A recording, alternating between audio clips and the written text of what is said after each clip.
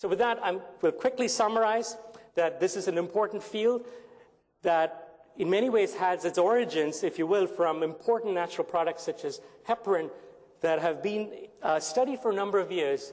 But fundamental tools, roles in biological processes were difficult to understand because of lack of tools. As I said, not only are they linear, but they're branch, complex information, information dense. And then we have new tools and technologies to be able to access SAR. I walked you through quite a few examples to give you a flavor of what these are. And I think there are going to be many more interesting applications, including infectious disease that I briefly pointed out. So with that, I just want to very quickly tell you that with regard to the area of carbohydrates has always been this. People were thinking we've been digging holes. Once you have some kind of tools, you're looking for buried treasure. You find a few dirty rocks, roots, and some disgusting things. And then the idea being that if you get the right techniques and tools, you'll be able to access treasure. So with that, I'd like to thank NIH, various foundations for support, collaborators, and thank you very much, and I'm happy to take any questions.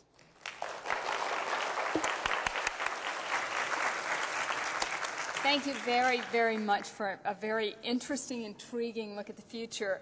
I know some people will probably have to leave because we're running a little bit late, but we do have time for a few questions if there are any. Please come up to the microphone. Hi, thanks for a really nice lecture. I think you explained really nicely about the tremendous diversity caused by this glycation of proteins. And how you use these state-of-the-art methods to characterize this diversity.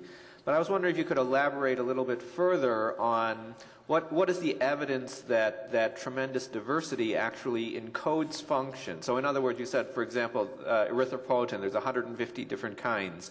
So are there really 150 specific biological functions for those different kinds of erythropoietin, or is it just... I mean, the examples you gave were more like a lot of glycation, a little bit intermediate, something like that. That's a very good question. I think the specific answer with regard to EPO, we don't know. But we do know that there are different tropisms associated with these molecules. I think we're beginning to scratch the surface of that. But what I could do is, with using heparin as an example, we now know that there are close to 60 or 70 different family of molecules that they bind. And the idea is that we're accessing specific structures to see what the functions are. But I think it'll be very interesting to see with erythropoietins and molecules like those, what the unique modifications might correlate to with regard to, for instance, the locations of sialic acid in clearing mechanisms or tissue tropism and so on and so forth. And I think we're just beginning to access those kinds of issues. But could you speculate a little bit on your expectations? I mean, do you really expect that there's 150 different biological functions for each one of those different glycostructures? I don't think so. I think the way to look at it is, what are the set of structures or the ensemble of structures, of classes of structures that do have functions rather than distinct structures having distinct functions? Thanks. I want to take off on that and go back to your point about mixtures. So is it important, and it actually speaks to an important difference between biologicals and natural products and herbals and drugs, pharmaceuticals. That is that many of these are mixtures. So is the fact that it's a mixture, do you think, important in the biological activity? I mean, you can isolate the individual biological activities of the components of the mixture, but is it important in the overall activity, and how would you get at that? I think it's an excellent question, and I think it's probably going to be context-specific. I mean, these molecules are made as an ensemble in mixtures, obviously, to regulate function in that fashion. So would it be important? My guess is yes.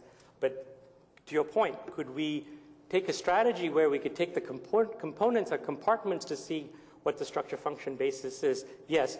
But if you need to reconstitute it with regard to the application, it absolutely begs that question. And I think the more we have high-throughput approaches of taking multiple pieces of information, looking at the correlations and how each attribute sort of influences the other, rather than viewing them as discrete pieces, the more we think that way, we'll be able to get to the heart of this challenge. But I think it's an excellent question.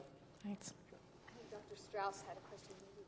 So the question is, do we know what are all the various players and their location, if you will, that are important in the assembly of these molecules.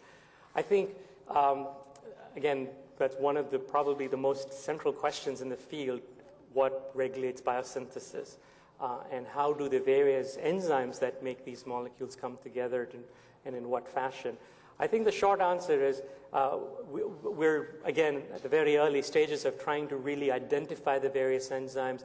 Do they act in sequence? Do they act in concert? How do they really come together to make an ensemble of these kinds of structures? But what we do know is that there are various isoforms, which are tissue-specific, that enable, when you have these assembly of enzymes that are trying to display these structures, there's a lot of slippage associated with how these enzymes work. In fact, there's no proofreading. Again, begs the question of, is there a feedback, or there isn't, or what regulates those things? So I think it's going to be a very important area of work in glycobiology to really unravel the biosynthesis of these molecules. Maybe a final question? My second question, hopefully not to keep you long, is whether the modifying enzymes are sequenced from orderly gene cascades to chaperones. That is a good question, and I think there are instances, depending on what species, that you do see them in particular operons, and there are those that aren't. And I think we're just accessing them. More of these biosynthetic enzymes, particularly with the GAG area, are being looked into. Thank you so much. I want to thank all of you for coming to NCAM's Distinguished Lecture and invite you to our next one, which will be in the spring of 2007. It'll be delivered by Dr. Jerome Grootman of Harvard. And again, applause for Dr. Sasisekharan.